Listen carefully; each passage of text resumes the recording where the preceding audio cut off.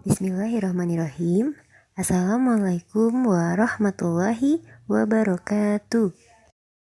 Salam sehat dan semangat anak-anak soli dan solihah. Alhamdulillah, kembali lagi dalam pembelajaran tema 3, yaitu peduli terhadap lingkungan hidup. Insya Allah pada kesempatan kali ini Ibu akan memberikan materi muatan pelajaran PPKN, yaitu tentang hak dan kewajiban terhadap tumbuhan, hewan, dan lingkungan. Mari kita simak bersama-sama ya. Anak-anak soli dan solihah, masih ingat apa itu hak dan kewajiban? Hak itu adalah sesuatu yang mutlak milik kita. Sedangkan kewajiban adalah segala sesuatu yang dilakukan atau dilaksanakan dengan penuh tanggung jawab. Baik, untuk yang pertama, Ibu akan membahas dahulu yaitu tentang hak dan kewajiban pada tumbuhan. Anak-anak, coba sebutkan makanan pokok masyarakat Indonesia. Makanan pokok masyarakat Indonesia adalah nasi.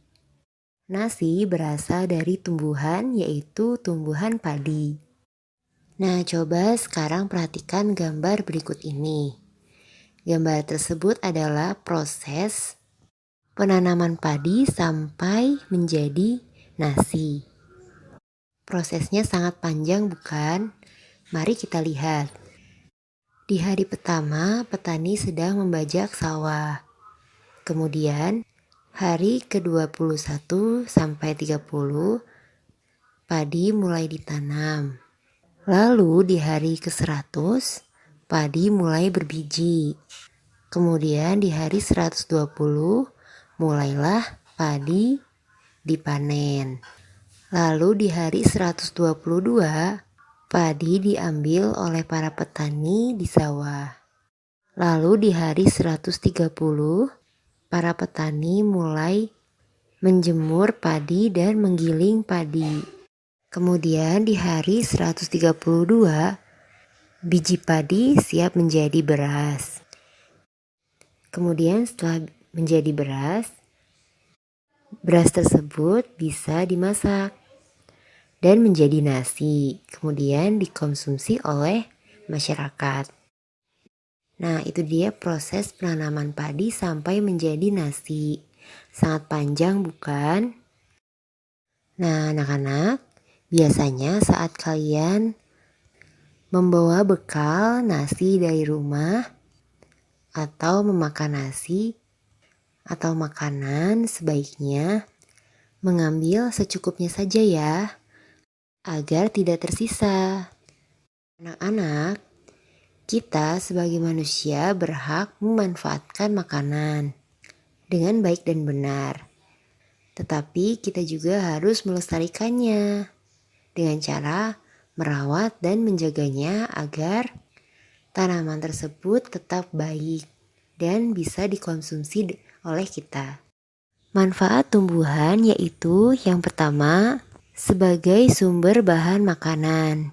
Ya, yang tadi seperti yang Ibu jelaskan, yaitu ada tanaman padi, itu adalah makanan pokok masyarakat Indonesia dan tumbuhan lainnya. Kemudian yang kedua, tanaman sebagai penghasil oksigen. Kemudian yang ketiga, tanaman membuat udara menjadi segar. Dan yang keempat, memberikan keindahan dan kita bisa menikmatinya. Selanjutnya Ibu akan menjelaskan tentang hak dalam pemanfaatan tumbuhan. Yang pertama, kita mendapatkan oksigen dan udara yang segar dari tumbuhan. Kemudian yang kedua, pada tumbuhan kita juga mendapatkan hasil panen bisa diolah sebagai bahan pangan atau obat-obatan. Contohnya tadi ada padi, kemudian ada kunyit, ada tumbuhan buah-buahan yang dapat dikonsumsi oleh kita, dan sayur-sayuran.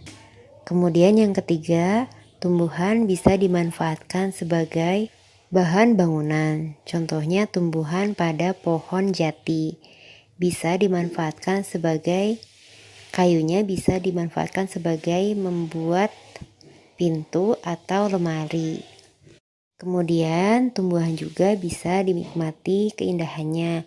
Contohnya adalah tanaman hias. Kemudian selanjutnya ada kewajiban kita terhadap tumbuhan.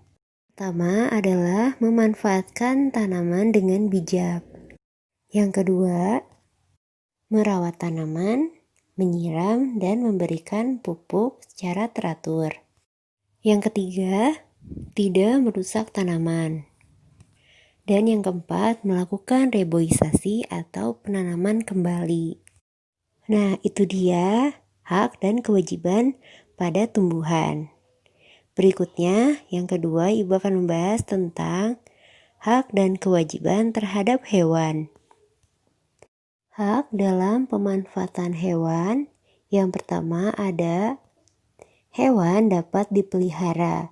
Contohnya seperti ayam, kambing, sapi, kucing, kelinci, bebek, dan hewan peliharaan lainnya.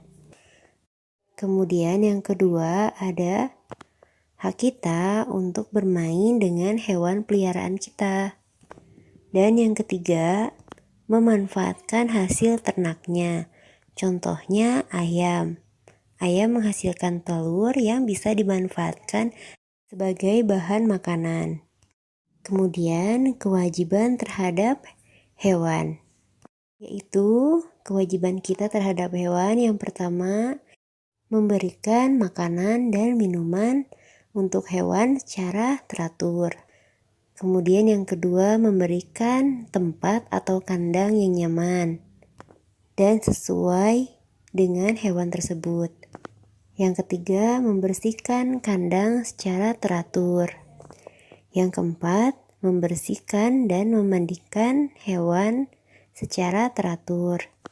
Yang kelima, jangan lupa memberikan kasih sayang untuk hewan tersebut. Dan yang keenam, mengobati bila sakit dan bila perlu bawa ke dokter hewan terdekat. Nah, itu tadi tentang hak kewajiban terhadap hewan. Sekarang Ibu akan menjelaskan yang ketiga tentang hak dan kewajiban terhadap lingkungan. Hak kita dalam pemanfaatan lingkungan yaitu tinggal di lingkungan yang bersih. Semua orang memiliki hak untuk tinggal di lingkungan yang bersih.